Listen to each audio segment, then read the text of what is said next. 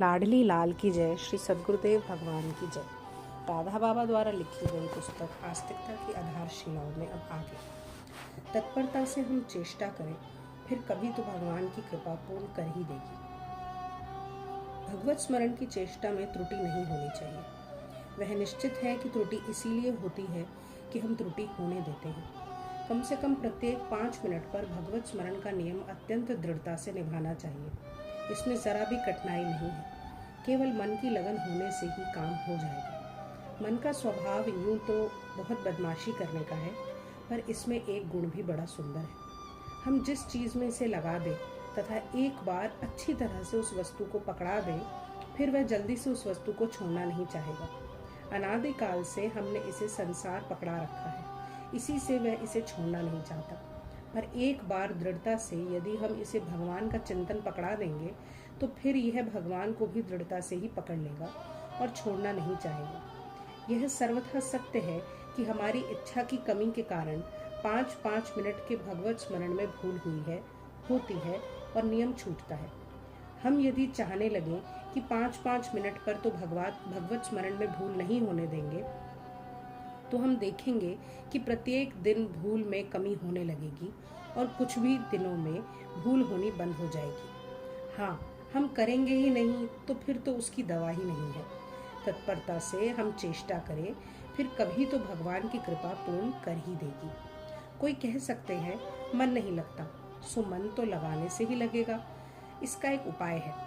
24 घंटे का हम नियमित कार्यक्रम बना लें। टाइम टेबल, इतनी देर तक अमुक काम, फिर अमुक काम, फिर अमुक काम। इस प्रकार ठीक कार्यक्रम जचाकर घड़ी से सब काम करें तथा ध्यान रखें कि जो काम जिस समय करेंगे उसमें मन लगाकर ही करेंगे। केवल भगवान की स्मृति के लिए छूट है, क्योंकि मुख्य वस्तु जीवन में भगवत स्मरण ही है। अन्यथा प्रत्येक काम मनुष्य को पूरे मनोयोग से करना चाहिए। प्रत्येक कार्य हम पूरे मनोयोग से करें। 2 महीना यदि 24 घंटे का कार्यक्रम जचाकर करें, तो फिर हमको किसी प्रमाण की जरूरत नहीं होगी, स्वयं ही एक विलक्षण आनंद मिलेगा।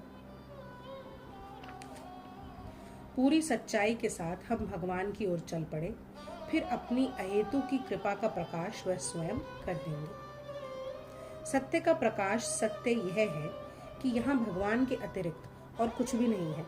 जब आंखें खुल जाती हैं तो केवल केवल केवल एक वही बच जाते हैं। वह एक कैसा है, क्या है, कितना बड़ा है, यह भी वही अनुभव करता है जिसकी आंखें खुली हुई हैं, अथवा जो स्वयं भगवान है वे ही जानते हैं कि वे क्या हैं और कैसे हैं। उस एक नित्य सत्य स्थिति में प्रतिष्ठित होने से पहले हमारी जो मान्यता, जो निश्चय उस सत्य के संबंध में है, उसे लेकर ही हम चल पड़े, पूरी सच्चाई के साथ चल पड़े। बिना पैंदी के लोटे की तरह यदि कभी पूर्व, कभी पश्चिम, कभी दक्षिण, कभी उत्तर की ओर मुड़ते रहेंगे, लुढ़कते रहेंगे, तो समझ लें हमारे अंदर पूरी सच्चाई नहीं है। हम भगवान की ओर पूरी सच्चाई के साथ चलना नहीं चाह रहे हैं।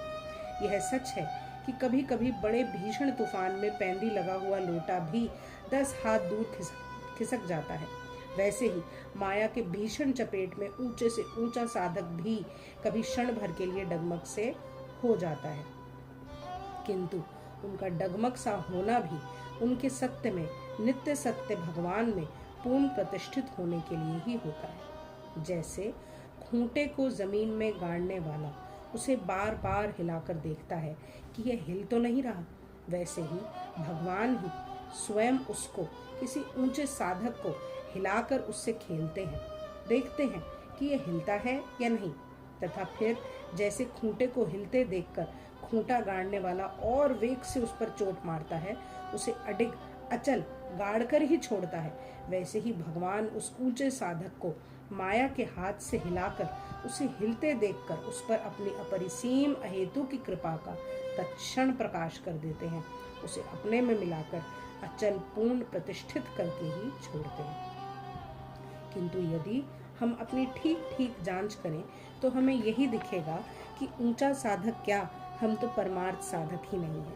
हम तो अभी तक विषय साधक बने हुए हैं। जैसे बिना पैंदी का लोटा हो और बार बार उसी दिशा में लुढ़क रहे हैं जिधर हमें विषय रूप मैला अपने अंदर भरने के लिए प्राप्त हो है।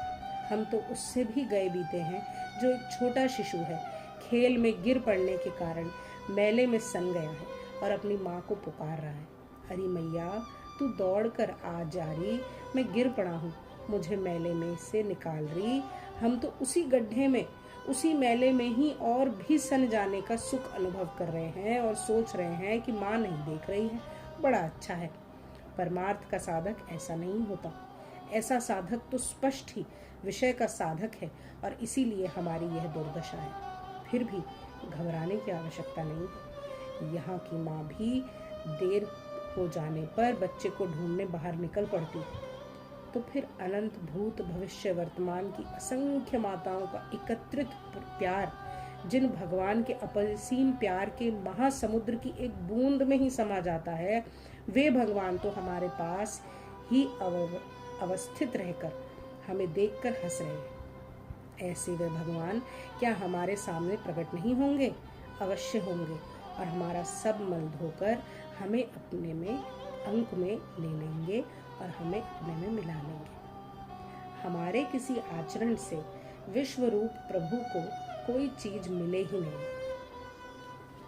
अंतिम सांस तक शरीर में, इंद्रियों में अभिव्यक्ति उसी की होती रहे कि जिस पथ से जाने के लिए भगवान ब्रजेंद्र नंदन स्वरूप ऋषि मुनि निर्देश कर गए हैं। सीधी भाषा में हम ऐसे समझे कि महासिद्ध होने से पहले तक आचरण में ऊंचे से ऊंचा साधक के द्वारा भी वैसा ही आचरण होना चाहिए कि जिस आचरण से विश्व रूप प्रभु को कोई बुरी चीज मिले ही नहीं। उसके आचरण ऐसे ही हो कि जिसका अनुकरण करके कोई बहक ही ना सके, उसकी ओट में आत्मवंचना कर ही ना सके।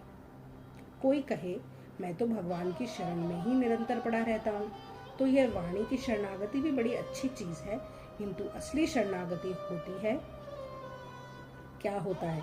बड़ी तेजी से उसके अंदर, शरणागत के अंदर कुप्रवृत्ति का नाश होने लगता है, उसे बुरी प्रवृत्ति की ओर से घृणा होने लगती है और क्षण क्षण में एक पवित्र पागलपन की वृत्ति आरंभ हो जाती है, चलती रहती है। ये देखो भगवान की कृपा आ रही है, अरे देखो देखो भगवान की कृपा मेरे ऊपर बरस रही है।